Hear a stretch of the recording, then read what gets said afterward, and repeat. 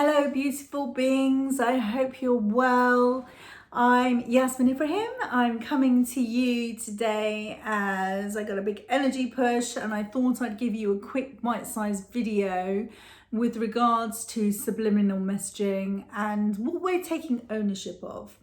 In the last 10 days, 12 days, I was down with the fever, and it was really interesting that a lot of the people that were getting in touch with me to wish me well all thought that I'd had the virus. I shall give it no energy at all. I did have a fever and a virus, but it wasn't the thing. And it struck a chord with me. It gave me a bit of a trigger, and I started channeling around it. And the thing that I was hearing is that because of the chaos and uncertainty, and because of the noises becoming louder from parties, and by that I mean organizations, bodies, people that govern us, because all of these restrictions and things that they're saying are becoming louder, and by the way, they get louder when they're about to collapse or change in some way, is because it's a fear-based reaction that it's coming from. The messages we've been bombarded with for months and months and months about the virus, the pandemic, the new normal, what's changing, it's become so much a part of our language that we're beginning to own it. So when I was unwell, what I noticed was lots of people kept asking me, did I have the virus? And these people were very aware people. These people were regular people. There were all types of people. And what struck me is how the subliminal messaging has become so much a part of us that we can't tell what's us and what's the messaging. So here's what I'm going to invite you to do, is to know that whilst there is something out there that is causing people to be unwell, it's by no means as big as it's projected to be. It's there for a reason. It's there to see how we react. And if you are using the language of restriction, you will become that restriction.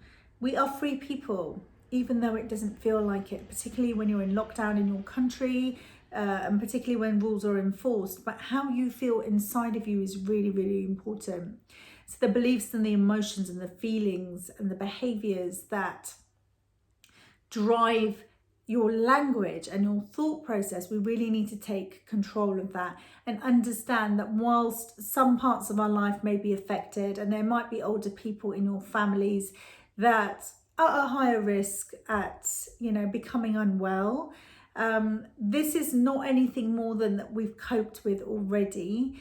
The language that they use to magnify this is bigger than what it actually is. So I'm going to invite you to look at it differently. Take control of what you can, mind your language, and become very aware of how you're using the language in restricting yourself and your behaviors, because I'm noticing, people aren't touching people, and I understand why given the rules, but people aren't connecting with people. We're becoming more isolated. Mental health is becoming a bigger issue, and we can stop that by taking and owning the parts of us that we feel true. I haven't stopped giving hugs. My self-hygiene is great, so I'm not covered in germs. And of course, there are some necessary germs that we need to have, bacteria to keep us healthy. I take the appropriate measures. However, everything is done with openness, intent, and love and freedom from my perspective.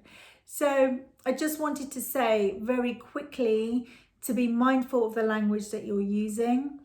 Be mindful that you're not restricting yourself anywhere, that you're not stopping yourself from doing things that you feel that you can do, because that thought process, that language becomes a behavior, and then we start conforming and living in a way that these big organizations and parties and systems want us to. We are far bigger than that. I feel, as always, there is a new world, and the new world is freedom, it's love, it's joy.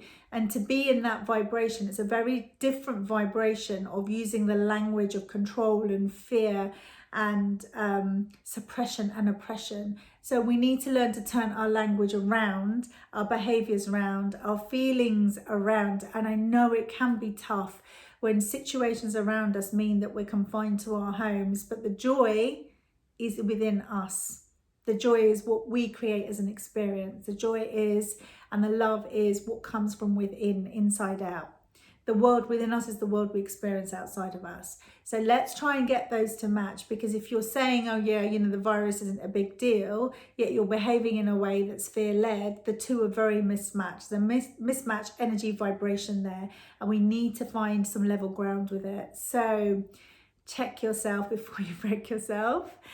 Be very mindful, or conscious is a better word that I like to use. Have some awareness about the language that you're using, what you're attracting more of, because if energy flows where our attention goes, we have to be careful where we're giving our attention, where we're allowing our attention to go, who we're giving our attention to, because if that's contrary to the bigger picture that we feel, those things don't match on a vibration. So let's see if we can get them to match in the same way.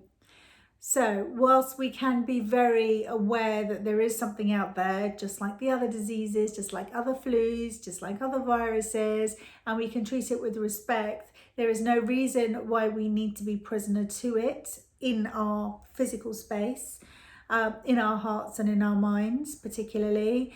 And there's no reason why we can't be more expansive about it, because with every big vibration that you turn around and you become in a lighter vibration, we're allowing others around us to feel that same vibration. It shifts the mass collective, and that's what we're here to do.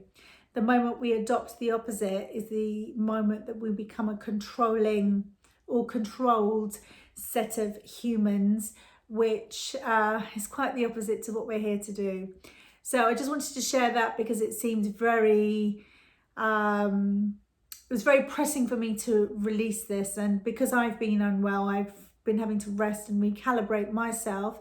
The quietness in me has allowed me to see this really in its whole entirety of how we're conforming to it. And I just wanted to invite you to reflect upon what is going on for you in your daily actions and how you can change it. Stay well, stay happy, stay loved, and I look forward to connecting with you soon. Big love.